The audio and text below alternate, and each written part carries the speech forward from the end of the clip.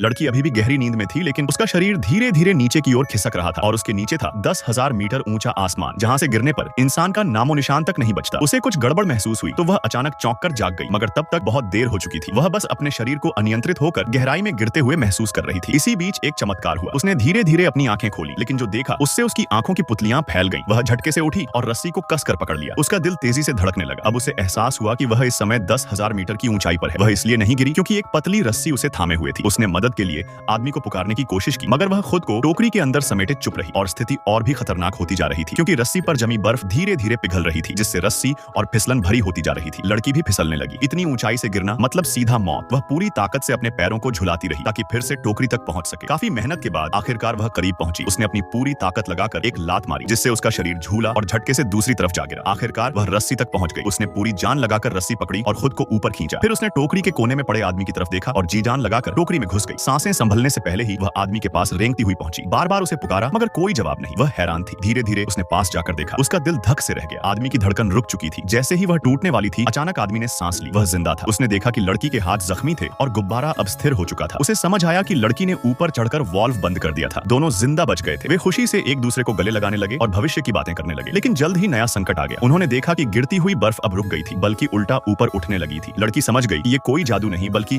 उनका hot air balloon इतनी तेजी से नीचे गिर रहा था कि उसने गिरती बर्फ को भी पीछे छोड़ दिया था। इस रफ्तार से गिरने पर दोनों का मरना तय था। लड़की ने चिल्लाकर कहा, सारा सामान नीचे फेंक दो, जान बचाने से ज्यादा कुछ अहम नहीं। दोनों ने टोकरी में रखा। हर भारी सामान नीचे फेंक दिया, यहाँ तक कि अपने जैकेट तक फेंक दिए। फिर भी बलून की रफ्तार बढ़ती जा रही थी। जब कुछ नहीं बचा तो आदमी ने कहा, टोकरी को ही काट देते हैं। वह चाकू लेकर ऊपर चढ़ा। दोनों ने मिलकर रस्सियां काटनी शुरू की। एक एक कर रस्सियां कटती गईं। सिर्फ 2 बची थी। नीचे जमीन नजदीक आती जा रही थी। घबराहट में आदमी का हाथ फिसला। दोनों लगभग गिर ही गए, मगर किसी तरह संभल गए। लड़की हैरान थी कि यह किताबों में डूबा इंसान असल में कितना हिम्मती निकला। आखिरकार जब आखिरी रस्सी भी कट गई तो बलून की रफ्तार थोड़ी कम हुई, मगर लड़की को पता था कि अभी भी बहुत तेज है। इस ऊंचाई से बचना नामुमकिन था। उसने बिना झिझके लोहे की रिंग के किनारे खड़े होकर कहा, अगर किसी एक को बचना है तो वो तुम हो। आदमी टूट गया। वह उसे रोकना चाहता था, मगर वह दृढ़ निश्चयी थी। तभी आदमी को कुछ सूझा। उसने जल्दी से रस्सी की तरफ झपटकर कहा, या तो दोनों मरेंगे या दोनों जिएंगे। उसने एक झटके में रस्सी काट दी, जिससे गुब्बारा पैराशूट की तरह फैल गया और धीरे धीरे नीचे उतरने लगा। दोनों मौत के मुंह से बच निकले। वे एक दूसरे की आंखों में देख मुस्कुराए, मगर परेशानी अभी खत्म नहीं हुई थी। फिर भी इस बार वे नहीं डरे। एक दूसरे का हाथ थामे वे जंगल की ओर गिरते चले गए। काफी देर बाद जब उन्हें होश आया, दोनों लंगड़ाते हुए एक दूसरे की तरफ भागे और एक दूसरे का सहारा लेकर घर की दिशा में चल पड़े।